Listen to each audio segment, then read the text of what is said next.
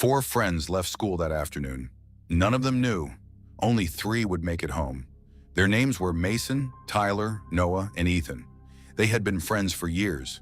They went to the same school, ate lunch together, walked home together, and almost every afternoon, they followed the same route. But that day, something was different. The final bell rang just after 4. Students poured out through the school gates, laughing, shouting, and rushing toward buses and cars. Mason was 20 years old. He had a clean, low-cut hairstyle and was usually the quietest of the group. Tyler was 22. He was taller, with short, curly hair, and was always making jokes. Noah was 23. He had wavy brown hair and was the most careful of them. And Ethan, the oldest at 24, had medium-length brush-back hair and was usually the one leading the group. The 4 friends walked away from the school together. At first, everything felt completely normal. They laughed about something that happened during class. Tyler pushed Mason lightly on the shoulder. Mason laughed and pushed him back. Noah told them to stop acting like children. Ethan just smiled and kept walking. They passed the bicycle racks beside the school. Dozens of bicycles were still locked there. A few students stood nearby talking. Cars moved slowly outside the school entrance. Nothing seemed strange. Nothing seemed dangerous. The 4 friends reached the end of the school grounds and crossed onto the main street. They had walked this road hundreds of times before. Small houses lined both sides. Cars passed every few seconds. People stood outside shops. A woman walked her dog along the pavement. Everything looked normal. But about 10 minutes later, the road became quieter. Most of the other students had already turned toward different streets. Now, it was just the 4 of them. Tyler was still talking. He was telling them about a girl he wanted to ask out. Mason laughed. "She'll say no." Tyler looked at him. "You don't even know her." Mason smiled. "I don't need to." They all laughed. Then Noah stopped. "Wait." The others turned around. Noah was looking across the road. "What?" Ethan asked. Noah stared for another second, then shook his head. "Nothing." Tyler laughed. "You're acting weird." They continued walking. A few seconds later, Noah looked back again. This time, Mason noticed. "What are you looking at?" Noah lowered his voice. "I thought someone was following us." Tyler immediately turned around. The pavement behind them was empty. No students, no pedestrians, only a long street stretching back toward the school. "There's nobody there," Tyler said. Noah nodded. "Yeah, I know." They kept moving. Soon they reached a junction. Normally, they would cross there and continue toward their neighborhood. Ethan stepped closer to the edge of the pavement. He looked left, then right. A few cars were approaching in the distance. "Come on," he said.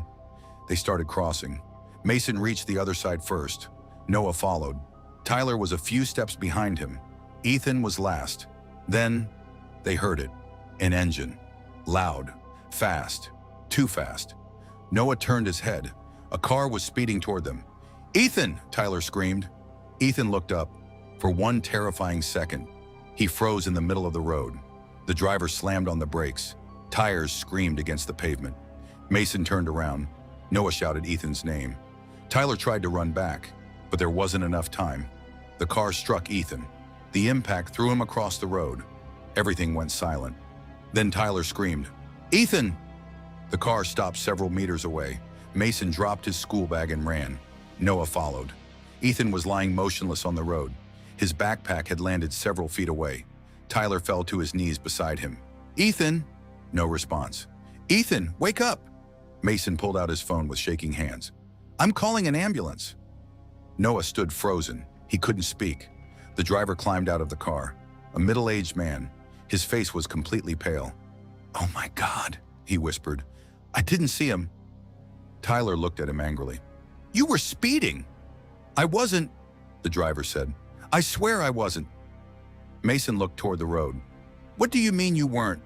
The man pointed toward his car. "I was driving normally." Then he said something that made all 3 friends go quiet. "He ran in front of me." Tyler stood up. "No, he didn't." The driver looked confused. "Yes, he did." "No," Tyler shouted. "We were crossing together." Noah finally spoke. "He was walking behind us." The driver shook his head. No. His voice started trembling. He was standing on the pavement. Mason stared at him. What? The man pointed across the street. He was standing over there. Nobody spoke. The driver continued. I saw the four of you crossing, but he wasn't with you. He was standing on the other side. Tyler looked at Mason, then Noah. The three friends slowly turned toward the pavement. There was nobody there. Within minutes, sirens filled the street. Police cars arrived, then the ambulance. Paramedics rushed toward Ethan. The three friends stood together, watching helplessly. After several minutes, one of the paramedics stood up, and the look on his face told them everything. Ethan was gone. Tyler broke down. Mason couldn't move. Noah stared at the road without saying a word.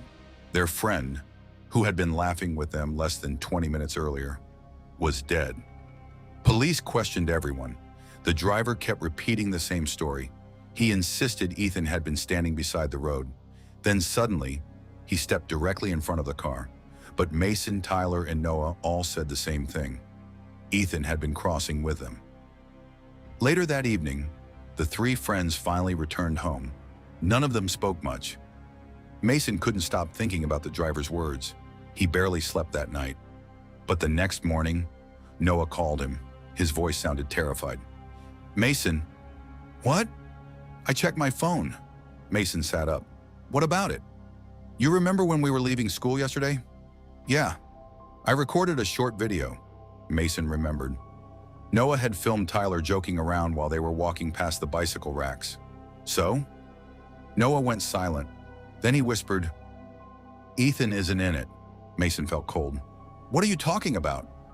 Just come over. Mason went straight to Noah's house. Tyler arrived soon after. Noah showed them the video. It started outside the school. Mason was walking near the bicycle racks. Tyler was beside him. Noah's voice could be heard behind the camera, but Ethan was nowhere in the video. Mason frowned. Maybe he was behind you. Noah shook his head. No. He moved the video forward. The camera briefly turned around. The pavement behind them was completely empty. Tyler stepped closer to the phone. Play it again. Noah replayed it. Still, no Ethan. But he was there, Tyler whispered. We were talking to him. Mason suddenly remembered something. The security cameras. The school had cameras facing the entrance and the street. They contacted the school. Police later reviewed the footage, and what they found made the accident even more disturbing.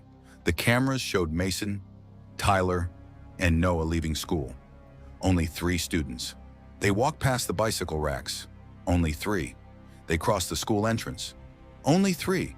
But witnesses remembered seeing 4 friends. Teachers remembered Ethan being in class that day. His name was marked present. His backpack was found at the accident scene. His phone was in his pocket. Everything proved Ethan had been there, except the cameras.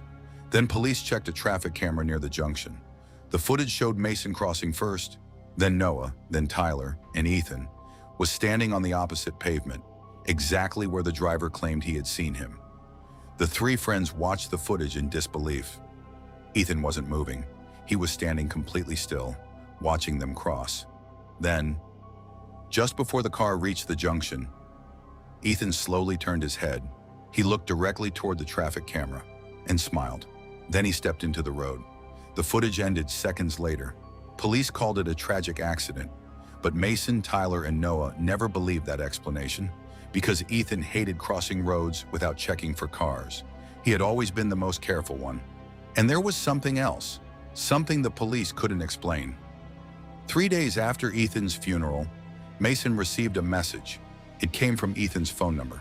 There were only 5 words. You left me at school. Mason immediately called Tyler and Noah. They had received the exact same message at the exact same time. Police checked Ethan's phone. It had been sealed inside an evidence locker with the battery completely dead. The 3 friends stopped walking home from school after that. They stopped using the road where Ethan died.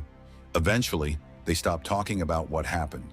Years passed, but every year, on the anniversary of Ethan's death, all 3 phones received the same message, always at exactly 4:17 in the afternoon, the time they left school that day, and the message never changes.